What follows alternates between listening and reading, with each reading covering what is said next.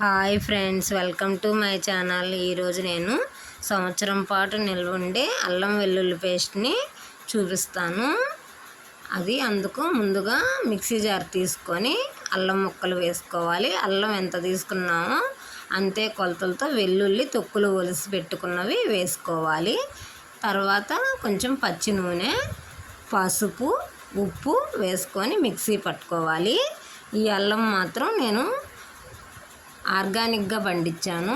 ఇది ఇంటి దగ్గరే పండించి మిక్సీ పడుతున్నాను. మామూలుగా బయట నుంచి తెచ్చిన అల్లమైనా పట్టుకోవచ్చు అన్నమాట. అంతకుముందు నేను బయట నుంచి తెచ్చే పట్టేదాన్ని.